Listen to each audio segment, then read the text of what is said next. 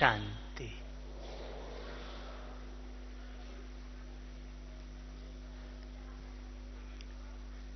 हम सभी आत्माएं कितनी महान आत्माएं हैं जो हम आत्माओं का मार्गदर्शन स्वयं परम आत्मा कर रहा है। हर एक आत्मा के जीवन की यही चाहना होती है कि हमारी राह, जीवन की जो राह है, आसान रहे, सफल रहे और रास्ते में कुछ मुश्किल बात आए तो कोई मदद देकर हमको आगे बढ़ा दे। यह तीन बातें सबके जीवन में सदा रहती है। हम जिस भी रास्ते पर चल रहे हैं, चाहे लौकिक चाहे अलौकिक, सदा चाहना यही रहती है, रास्ता सही दिशा में मिले, सफलता मिलती रहे और विघ्न आए तो कोई मददगार बन जाए जिससे विघ्न जल्दी समाप्त हो जाए। हम आप आत्माएं भगवान को पहचान लिया। हमारी आप सबकी मंजिल है मुक्ति धाम चलकर जीवन मुक्ति धाम में आना। मुक्ति धाम में चलना अर्थात एकदम पावन बनना,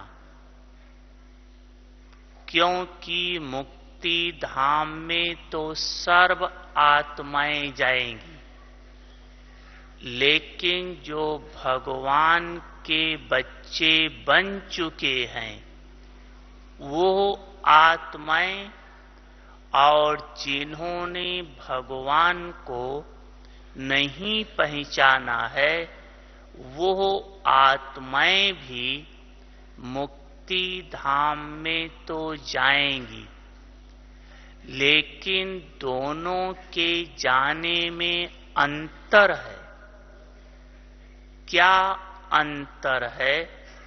जैसे लौकिक में आपने देखा होगा कि कोई वीआईपी आता है तो उसके आगे पीछे गनमैन होते हैं, बॉडीगार्ड, बंदूक लेकर चारों तरफ उसके खड़े रहते हैं और उस बंदूक के बीच में वो वीआईपी बड़े शान से चलता है।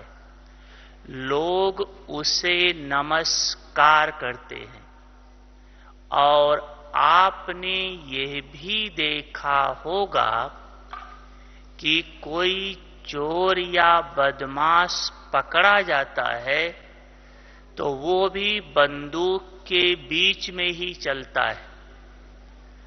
अब देखो, चल दोनों बंदूक के बीच में चल रहे हैं, लेकिन दोनों के चलने में कितना अंतर है। वीआईपी शान से चल रहा है, लोग नमस्कार कर रहे हैं, और जो चोर है वो सिर नीचे किए हुए चल रहा है, कितनी स्वयं की ग्लानि महसूस करता है, लोग कितना उसको गिरी हुई नजर से देखते हैं, तो चलेंगे तो मुक्ति धाम सब, लेकिन एक पास विद आनर बनकर जिनको धर्मराज भी सलाम करेगा, सब ब्राह्मण बच्चे महानता की नजर से देखेंगे। तो हमें मुक्ति धाम इस रीति से चलना है। तो अपनी मंजिल है मुक्ति धाम, फिर आना है जीवन मुक्ति में। जीवन मुक्ति में भी हमें रॉयल फैमिली में आना है।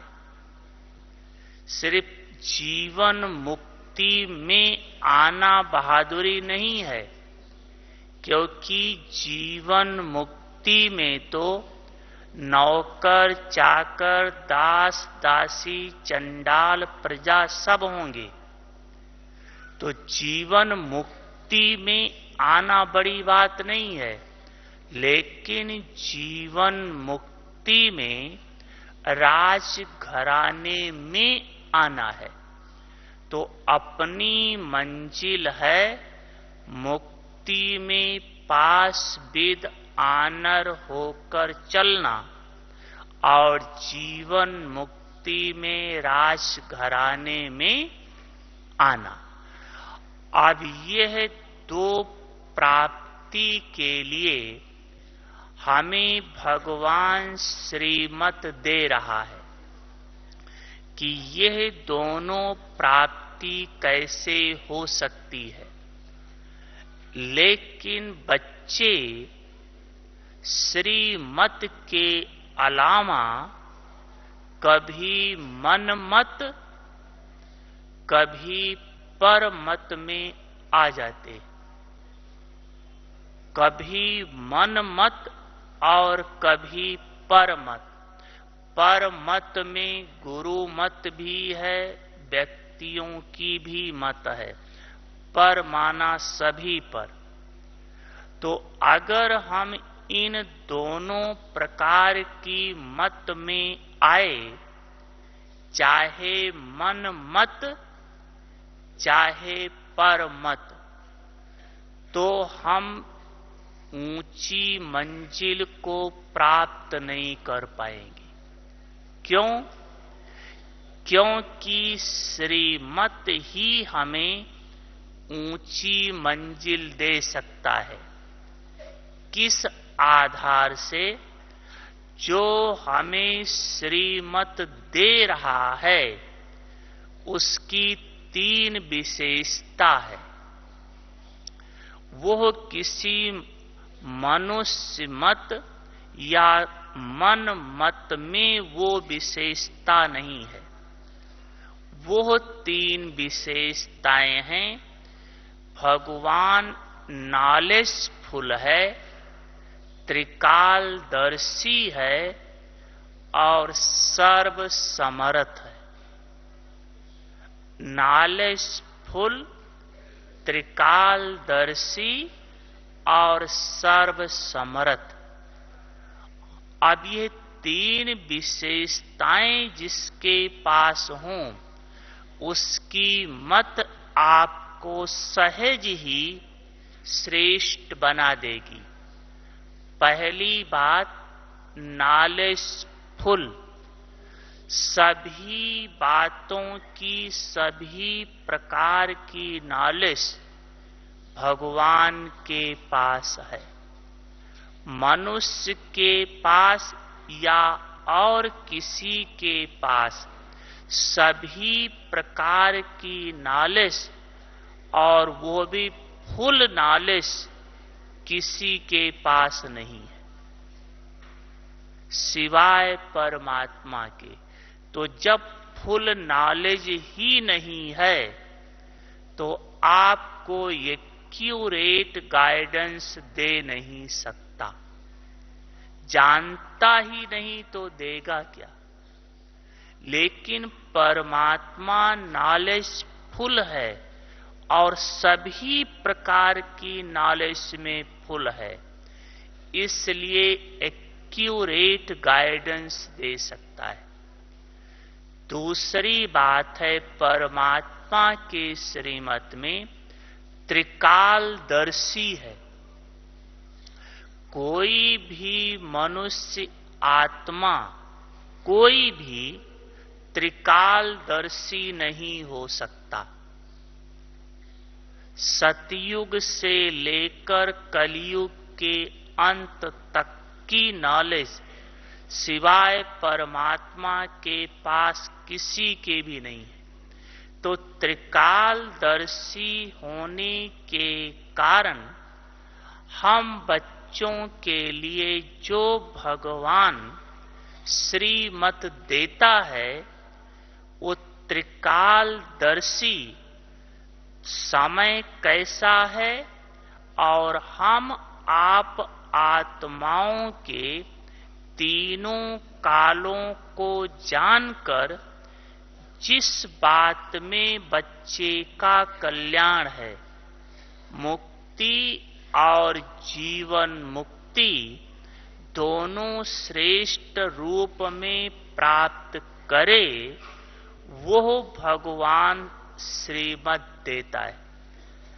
आपके तीनों कालों को जानता है कि इस बच्चे का पास्ट हिसाब किताब कैसा है, इसके पास्ट के कर्म के खाते कैसे हैं, इसको किस तरह से खत्म कराएं और किस तरह से भविष्य श्रेष्ठ बने, यह बाबा हर एक आत्मा को देखकर उसको उस प्रकार से श्रीमत देता है।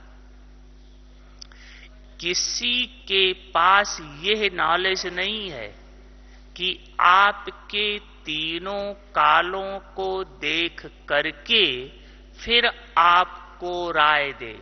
वो तो सिर्फ आपके वर्तमान को देख रहा है, लेकिन परमात्मा तीनों को देख रहा है। तो त्रिकालदर्शी होने के कारण, सब कुछ जानने के कारण, जिसमें आपका कल्याण हो, जिसमें आपकी उन्नति हो, जिसमें आपको ज्यादा विघ्न ना मिले, वो रास्ता भगवान बताता है। और तीसरी बात है, भगवान सर्व समर्थ है। सर्व समर्थ, सिर्फ समर्थ नहीं लेकिन सर्व समर्थ है। तो सर्व समर्थ होने के कारण आपको सर्व प्रकार की मदद दे सकता है।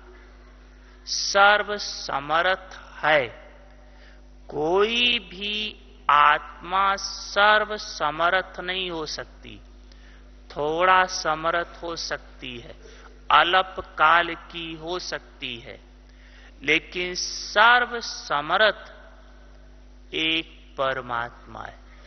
तो हमारे रास्ते में अगर कुछ विघ्न है, हम श्रीमत अनुसार चल रहे हैं, तो भगवान सर्व समर्थ होने के कारण आपके विघ्नों को हटा सकता है।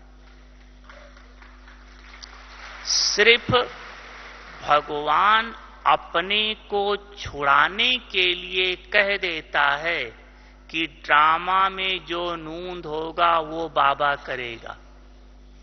ये इसलिए कहता है जिससे हर बात में बच्चे बाबा को एक कहने लगे, बाबा ये काम करो, ये काम करो, ये काम करो।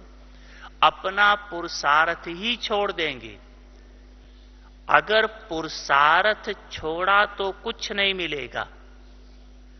पुरुषार्थ करो तो भगवान के शब्द ही हैं, हिम्मते बच्चे मत दे बाप।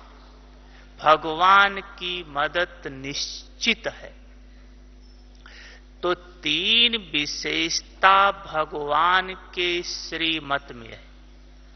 वैसे भगवान तो सब में फुल है, लेकिन ये 3 विशेषता विशेष है। जैसे भगवान के साथ सर्व संबंध है, लेकिन 3 संबंध विशेष हैं।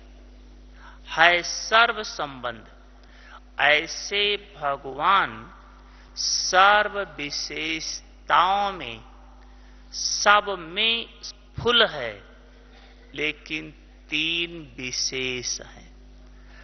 तो जिसके अंदर इतनी विशेषता है, उसके श्रीमत पर अगर हम आत्माएं चलती हैं तो मंजिल आसान भी है, सफल भी है और मदद मिलने वाली भी है। तो श्रीमत पर चलना अवश्य है। श्रीमत हमारे जीवन का आधार है। अगर श्रीमत में थोड़ी भी मन मत लाते हैं तो ये भगवान की जो तीनों विशेषताएं हैं, तीनों से वंचित हो जाओ। नॉलेज फुल है, नॉलेज दे रहा है, लेकिन नॉलेज बुद्धि में बैठेगी ही नहीं। अगर मन मत या पर मत ले आए तो त्रिकालदर्शी है बाबा, लेकिन अगर मन मत पर मत लाए तो भगवान आपको टचिंग कराएगा ही नहीं, आपको टचिंग होगी ही नहीं। बुद्धि हलचल में है और मदद तो मिलेगी ही नहीं। इसलिए श्रीमत को जीवन में लाओ। अब प्रश्न है, किस प्रकार की श्रीमत? क्योंकि श्रीमत भगवान कितने प्रकार से देता है? कितने प्रकार से भगवान श्रीमत देता है? पांडव,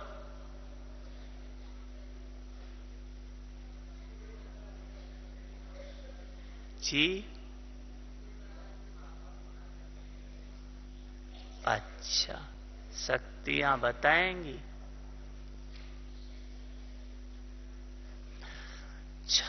बाबा 4 प्रकार से श्रीमत देता है। 4 प्रकार से श्रीमत।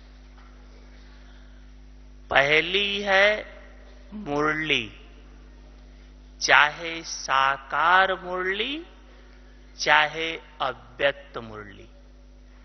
पहली श्रीमत है मुरली। दूसरा है दिव्य संदेश, जो संदेशियां ध्यान में जाती हैं और संदेश लेकर आती। जैसे गुरुवार को भोग लगाते हैं, बाबा संदेश देता है। और तीसरा है योग में जब बैठते हैं, हमारी लाइन एकदम क्लियर होती है तो बाबा टचिंग कराता है। कई प्रकार की प्रेरणाएं मिलती हैं, बाबा से पूछते तो बताता है। तो तीसरी है दिव्य टचिंग, और चौथी है निमित्त आत्माओं के द्वारा डायरेक्शन। ये 4 प्रकार की श्रीमत मिलती है। श्रीमत पर हम सब बच्चे चलते हैं, सब चल रहे हैं, लेकिन श्रीमत पर चलने में अंतर क्या है? श्रीमत पर हम आप भी चल रहे हैं और श्रीमत पर दादियां भी चल रही है। श्रीमत पर मम्मा बाबा भी चले, लेकिन हमारे श्रीमत पर चलने में और महारथियों के, बाबा मम्मा या दादियों के, बड़े भाइयों के श्रीमत पर चलने में मुख्य अंतर क्या है? सिर्फ छोटा सा अंतर है। वो अंतर अगर हम मिटा दें तो हम भी बाप समान जल्दी बन जाए। वो अंतर है कि बाबा जो श्रीमत देता है, जिस प्रकार से देता है, वो श्रीमत उसी समय प्रैक्टिकल में लाने का पुरुषार्थ करना।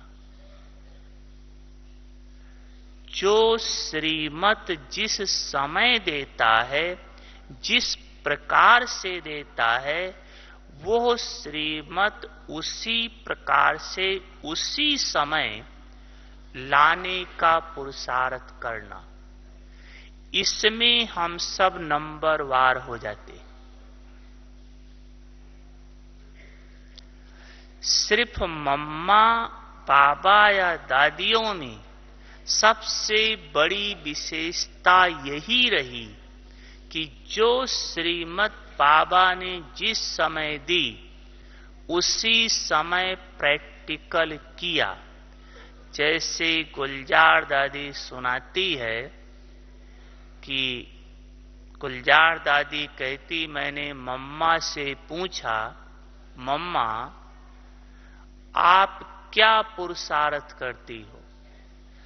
जिसने आपको कोर्स दिया उससे तो आप आगे हो गए, और जिसने आपको कोर्स दिया 7 दिन का कोर्स, वो पीछे रह गई।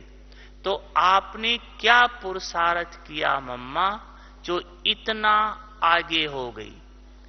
तो मम्मा ने कहा कि क्या पुरुषार्थ किया ये तो मैं नहीं जानती, सिर्फ इतना जानती हूं कि बाबा के मुंह से निकलना और मेरे जीवन में लाने का पुरुषार्थ करना।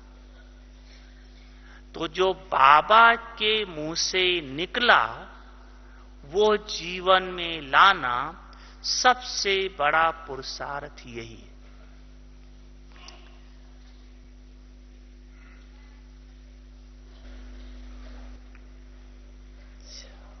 ओम शांति। अगर बाबा की श्रीमत बाबा ने कहा और बच्चों ने किया, तो उसी समय श्रीमत की पालना से 3 फायदा होता है। बाबा ने कहा और बच्चों ने किया तो 3 फायदा होता है। पहला फायदा कि आज्ञाकारी बनने से भगवान की दुआओं के पात्र बन जाते। तो भगवान की दुआएं श्रीमत को पालन करने में बहुत मदद देती, बहुत मदद देती। तो पहला फायदा भगवान की दुआएं।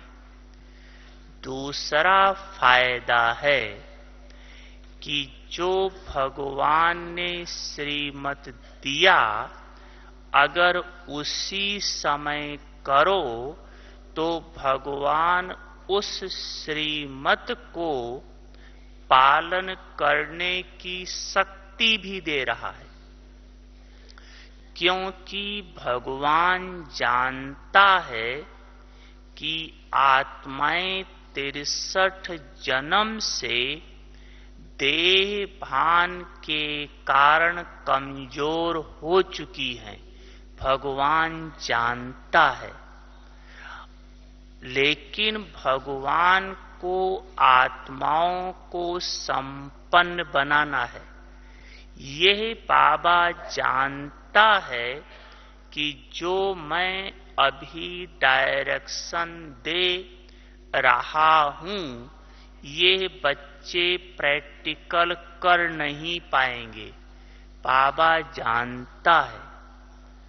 तो अगर बाबा के डायरेक्शन को अमल में ना लाएं तो बोझा चढ़ जाएगा।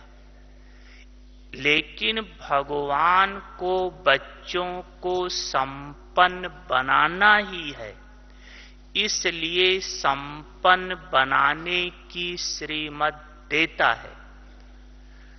लेकिन उस श्रीमत को प्रैक्टिकल में लाने की भगवान शक्ति भी उसी समय देता है।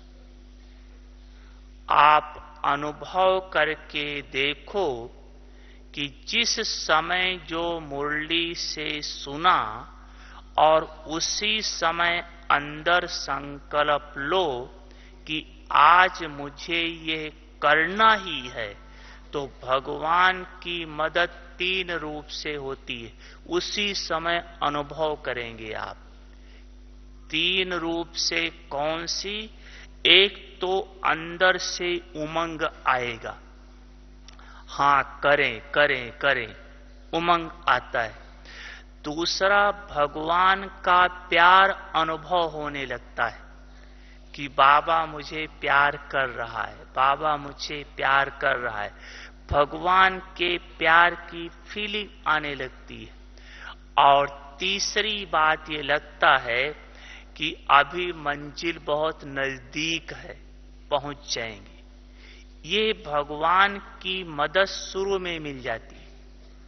और जब करना शुरू करोगे फिर तो भगवान की शक्तियां भी मिलना शुरू हो जाती। शक्ति मिलेगी करने पर, बाकी उमंग, खुशी और बल ये मिलता है संकल्प दृढ़ करते ही। करके देखो कि कैसे बाबा की तुरंत मदद मिलती।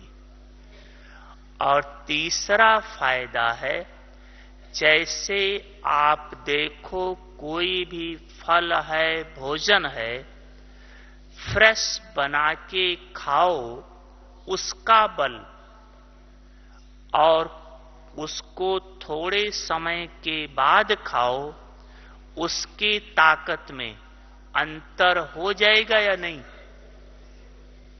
फर्क पड़ जाता है ना। तो जो भगवान की श्रीमत मिली तुरंत करने में और थोड़े समय के बाद करने में, जो बीच में गैप पड़ता है, इसमें माया की डस्ट आ ही जाती। कुछ न कुछ विघ्न, कुछ न कुछ कारण आ ही जाएंगे। इसलिए श्रीमत की पालना जैसे मिली तुरंत करना ही है। अगर भगवान श्रीमत दे रहा है तो शक्ति भी दे रहा है। सिर्फ श्रीमत नहीं दे रहा है, शक्ति दे रहा है। इसलिए यह एक पाठ तो पक्का कर ही लो कि बाबा ने कहा तो मुझे करना ही है। बाबा जानता है इस एक विशेषता से मम्मा सबसे आगे चली गई। बाबा ने कहा और करना, इससे बाबा की बहुत बड़ी दुआएं मिल जाती हैं। आप जानते हैं, पुराने जो भी हैं, जगदीश भाई को, जिसने सारी किताबें लिखी है। जगदीश भाई इतनी किताबें कैसे लिख पाया? उसके अंदर ये विशेषताएं कहां से आ गई? उसका एक ही कारण था, भगवान का वरदान। और वरदान प्राप्ति का आधार था भगवान के श्रीमत की उसी समय पालना। उसी समय पालना। आप किसी को कुछ काम कहो, उस समय वो न करे, बाद में बहुत करके दे, क्या फायदा? आप कहो अभी 1 गिलास पानी ले आओ, प्यास लगी है, उस समय वो लेकर ना आए, बाद में मटका ही लेकर आ जाए तो क्या फायदा? ऐसे जो भगवान ने कहा उस समय ना किया, बाद में किया, तो उसका क्या फायदा मिलेगा? अगर उसी समय करो तो कितनी दिल की दुआएं मिलती है। जगदीश भाई का यही था।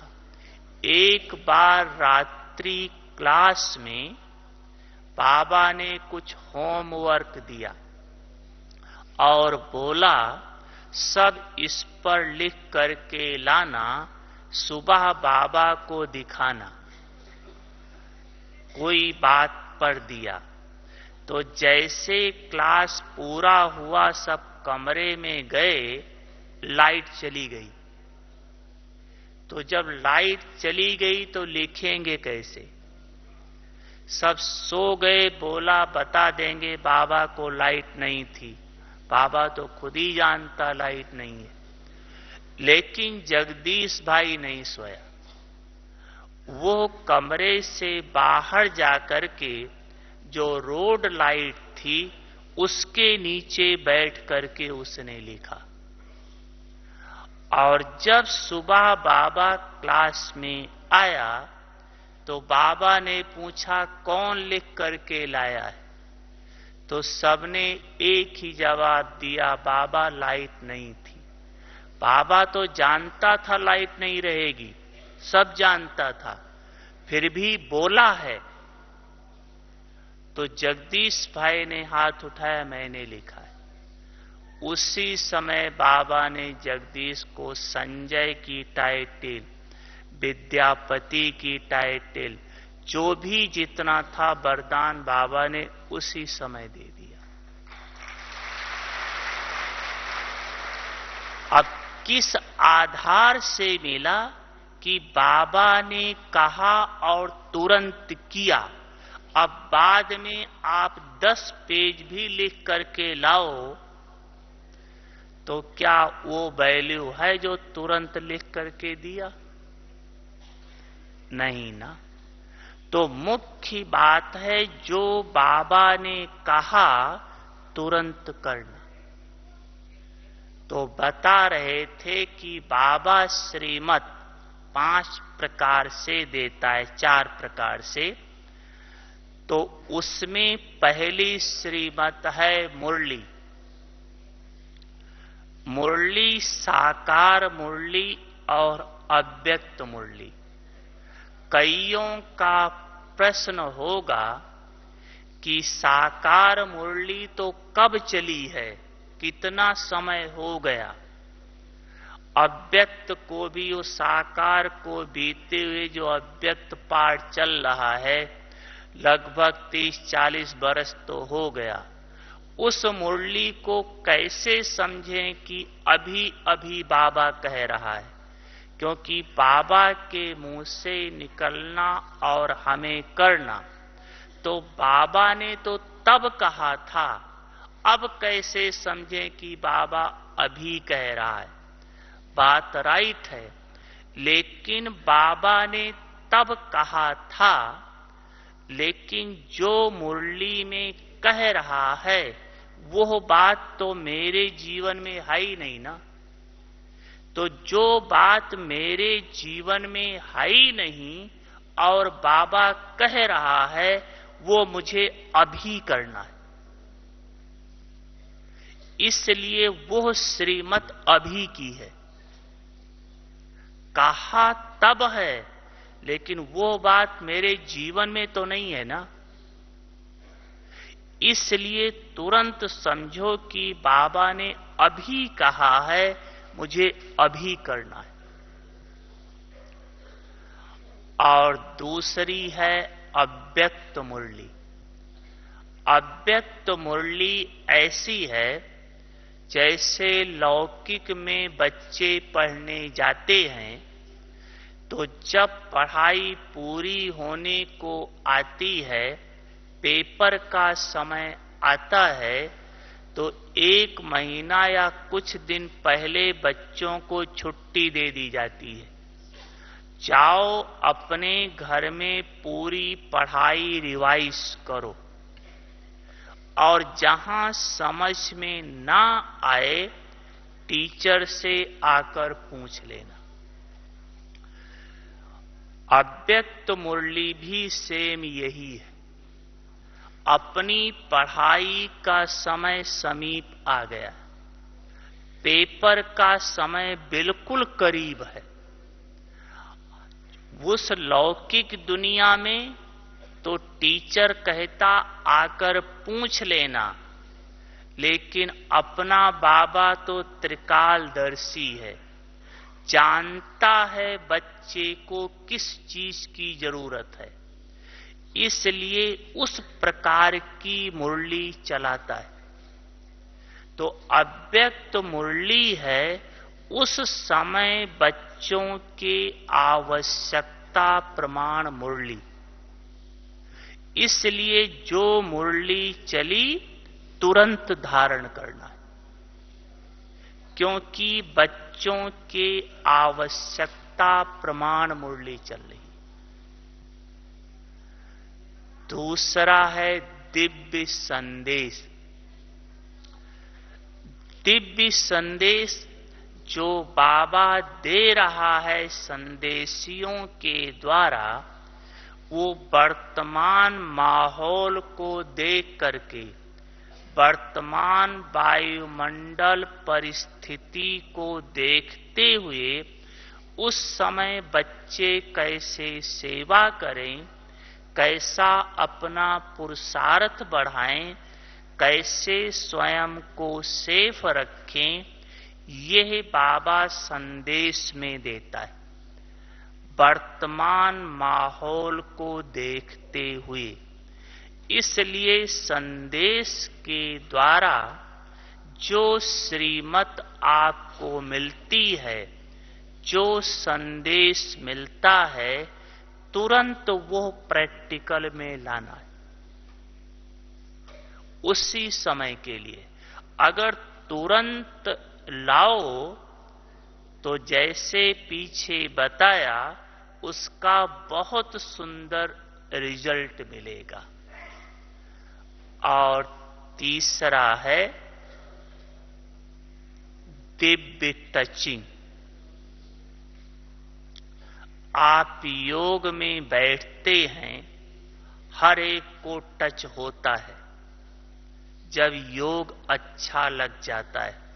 चाहे अपने पुरुषार्थ के बारे में बाबा से पूछते हैं, या सेवा के बारे में पूछते हैं, या कोई परिस्थिति आई है उसके बारे में बाबा से पूछते हैं, तो हमें टचिंग हुई। हम कैसे माने कि ये बाबा की ही टचिंग है, कहीं हमारा अपने मन का संकल्प तो नहीं है। हम कैसे समझें कि यह टचिंग बाबा की ही टचिंग है।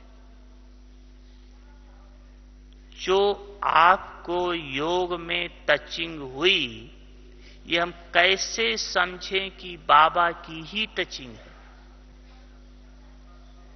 क्या निशानी है कि बाबा की ही टचिंग है, हमारे अपने मन मत की नहीं। बताएंगे? अच्छा, उसकी 3 निशानी है। अगर बाबा की टचिंग होगी तो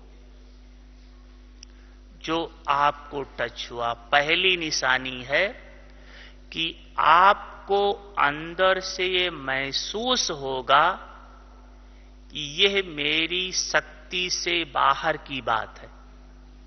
जो टचिंग हुई है यह मेरी शक्ति से बाहर की बात है। मतलब मेरे मन, बुद्धि, दिमाग किसी में भी बात ये नहीं थी जो टचिंग हुई।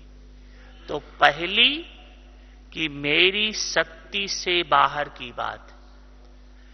दूसरा, जो बाबा की टचिंग होगी वो अंदर महसूस होगा, 100% कॉन्फिडेंस होगा कि बाबा की ही टचिंग है या नहीं ये नहीं होगा, है ही है, ये अंदर का कॉन्फिडेंस जागृत होगा कि बाबा की ही टचिंग है। अगर है या नहीं ऐसा संकल्प आ रहा है, अंदर से कॉन्फिडेंस नहीं जागृत हो रहा है, तो बाबा की टचिंग नहीं। बाबा की टचिंग माना अंदर से कॉन्फिडेंस रहेगा, हां बाबा की टचिंग है। और तीसरा है, उसमें आपको 100% सफलता मिलेगी, 100% सफलता मिलेगी। इतनी निशानी है बाबा की टचिंग।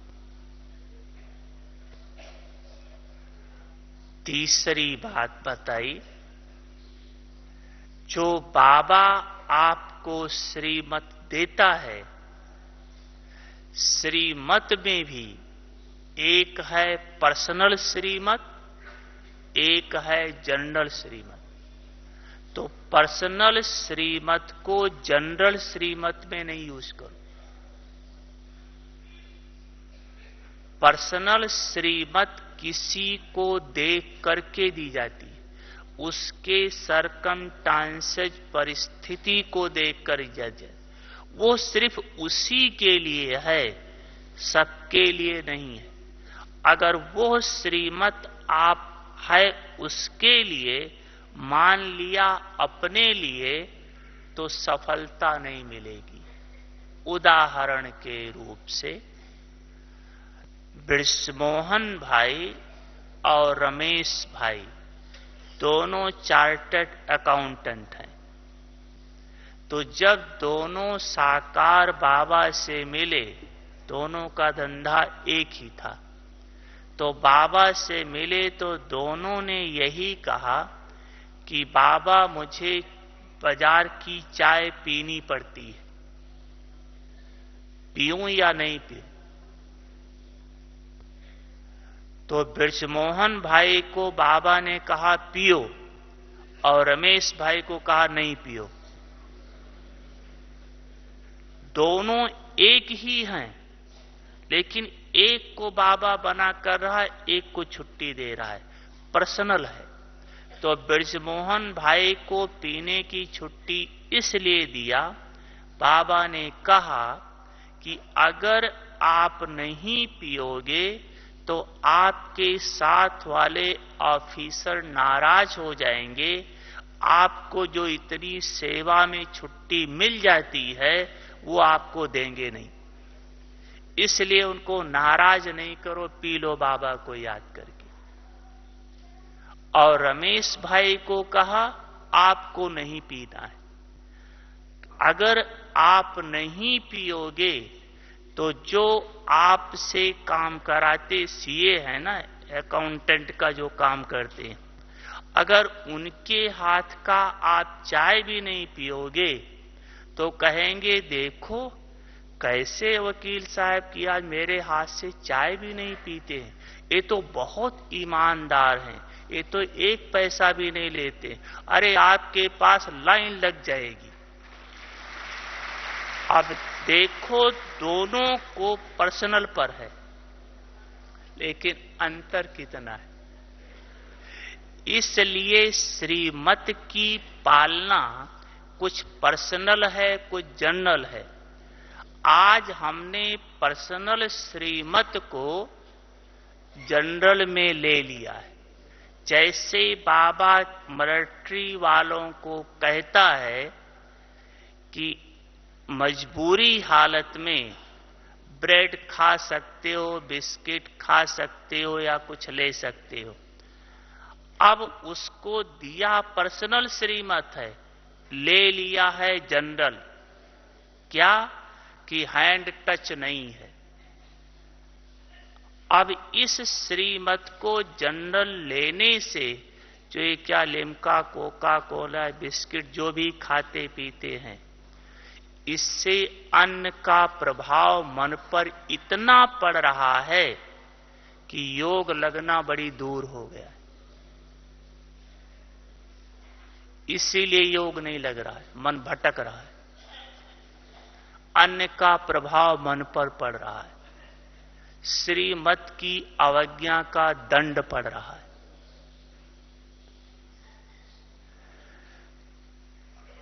और चौथी श्रीमत है निमित्त आत्माओं के द्वारा।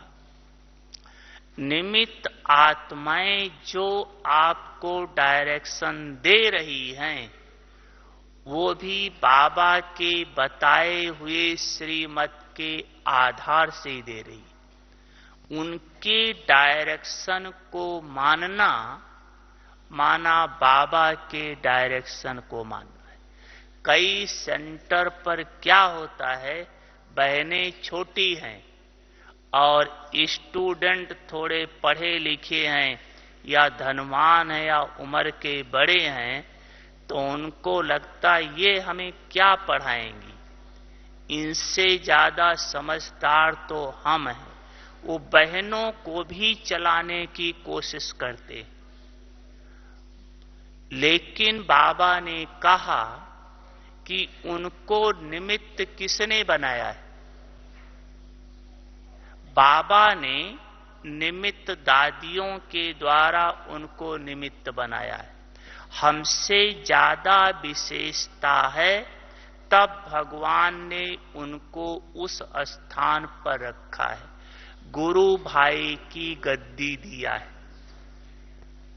अगर हम उनका कहना नहीं मानते हैं और हम समझते हैं कि इनके अंदर कुछ विशेषता नहीं है या ये अवगुण है, तो इसका मतलब ये हुआ कि हम भगवान को कहते हैं आप समझदार नहीं हो जो इनको निमित्त बना दिया, आपसे ज्यादा तो मैं जानता हूं। नहीं, अगर भगवान ने उनको निमित्त बनाया है तो हमसे ज्यादा विशेषता है। इसलिए उस डायरेक्शन को प्रैक्टिकल में लाओ। अगर चारों प्रकार की श्रीमत को प्रैक्टिकल में लाते जाओ, आप प्रैक्टिकल अनुभव करेंगे कि हमें पुरुषार्थ नहीं करना पड़ रहा है, लेकिन भगवान के दुआओं और वरदान से चल रहे।